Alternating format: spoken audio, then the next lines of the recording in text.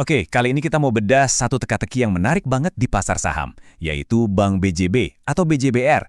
Kenapa teka-teki? Soalnya kalau kita lihat saham ini, ada dua cerita yang wanjen bertolak belakang. Di satu sisi, kelihatannya ini kesempatan emas, tapi di sisi lain kok kayaknya ini jebakan ya? Nah, mana yang benar? Yuk kita coba pecahin bareng-bareng. Nah, ini dia nih yang bikin pusing. Coba lihat. Di satu sisi, BJBR ini nawarin dividen yang gede banget, 10,59%. Tapi di sisi lain, lihat harga sahamnya, anjlok lebih dari 34%. Ini kan dilema banget buat investor. Dividennya menggiurkan, tapi nilai investasinya terus turun. Jadi pertanyaannya simpel, ini sebenarnya peluang tersembunyi buat dapat saham bagus di harga diskon, atau justru ini value trap, alias jebakan nilai yang mesti kita hindari? Buat jawab itu, kita bakal telusuri beberapa petunjuk. Kita mulai dari petunjuk yang pertama. Oke, petunjuk pertama ini membawa kita ke dunia angka-angka, ke analisis fundamental. Nah, dari kacamata ini, ada argumen yang kuat banget yang bilang kalau BJBR itu sahamnya murah, bahkan sangat murah. Coba kita lihat buktinya. Sebelum kita lanjut, ada satu konsep penting yang perlu kita pahami, yaitu nilai intrinsik. Gini deh, biar gampang. Anggap aja Anda mau beli rumah. Nilai intrinsik itu adalah nilai asli rumah itu. Dilihat dari kondisi bangunannya, luas tanahnya, lokasinya, bukan harga yang diminta penjual.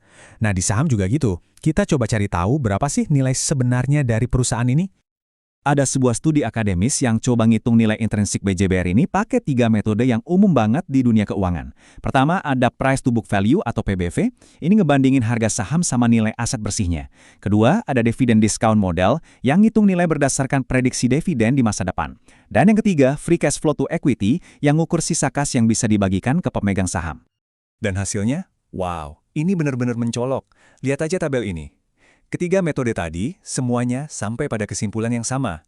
Nilai wajar BJBR itu jauh di atas harga pasarnya sekarang. Bahkan lihat deh, metode FCFA itu nunjukin potensinya bisa sampai Rp1.979. Itu kan lebih dari 2 kali lipat harga pasarnya yang cuma 910.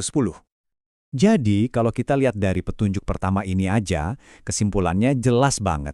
Murni dari kacamata angka dan data finansial, semua seolah-olah teriak. Saham ini undervalued, murah banget. Tapi kalau emang datanya bilang semurah itu, kenapa pasar kok kayaknya cuek aja ya? Nah, ini yang membawa kita ke petunjuk kedua, sentimen negatif yang lagi menyelimuti BJBR. Mari kita lihat lebih dalam. Grafik ini nunjukin semuanya. Jomplang banget kan? Garis biru itu saham BJBR yang terus meluncur ke bawah. Sementara garis yang hijau toska itu IHSG alias rata-rata pasar yang justru trennya naik. Ini bukti nyata kalau pasar lagi ngehukum saham ini. Dan ternyata, rasa pesimis ini bukan cuma dari investor retail loh. Para analis profesional di pasar modal pun sepakat. Kalau tadi studi akademis bilang, beli, konsensus analis pasar malah teriak jual kuat. Bahkan mereka prediksi harganya masih akan turun lagi. Terus kenapa pasar bisa sepesimis itu? Ada beberapa lara merah nih. Pertama, profitabilitasnya turun drastis. Kedua, dan ini yang paling penting, dividennya yang gede itu dianggap nggak sehat. Rasio pembayarannya itu 100,1%. Artinya, mereka bayar dividen lebih besar dari untung yang mereka dapat. Ibaratnya gali lubang tutup lubang. Dan ini sinyal bahaya buat investor. Oke, sampai sini kita punya dua cerita yang saling bertabrakan. Tim angka bilang murah, tim sentimen pasar bilang bahaya. Nah, disinilah investigasi kita nemuin plot twist. Petunjuk ketiga yang bisa jadi kunci dari semua ini, yaitu faktor politik. Ternyata, pemegang saham pengendali BJBR itu bukan investor publik atau institusi keuangan, tapi pemerintah Provinsi Jawa Barat dan Pemda-Pemda lainnya, yang kalau digabung kepemilikannya lebih dari 68%.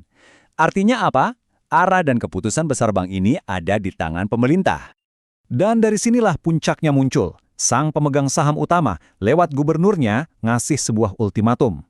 Dengerin deh, ini bukan target bisnis biasa. Ini lebih terdengar seperti sebuah perintah yang punya tekanan politik yang sangat kuat. Dan target yang dikasih ini benar-benar gila. Coba lihat perbandingannya. Manajemen BJBR ditantang buat melipat gandakan laba bersihnya hanya dalam waktu 1 tahun. Ini sebuah target yang super ambisius dan tentu aja super berisiko. Nah, sekarang semua petunjuk sudah ada di atas meja. Setelah kita lihat bukti-bukti yang saling bertentangan ini, kita sampai di babak akhir, pertarungan antara nilai melawan narasi. Jadi, inilah dua cerita yang lagi berantem. Di satu sisi ada cerita dari kubu angka yang bilang saham ini murah banget secara fundamental, plus dividennya gede. Tapi di sisi lain, ada cerita dari kubu narasi yang isinya pesimisme pasar, dividen yang nggak sehat, dan risiko politik yang nggak bisa kita anggap remeh. Pada akhirnya, semua teka-teki BJBR ini kembali ke satu pertanyaan mendasar buat kita semua. Cerita mana yang lebih penting buat Anda? Apakah data fundamental yang solid di atas kertas, atau narasi pasar yang penuh dengan risiko dan ketidakpastian? Nah, jawabannya ada di tangan Anda masing-masing sebagai investor.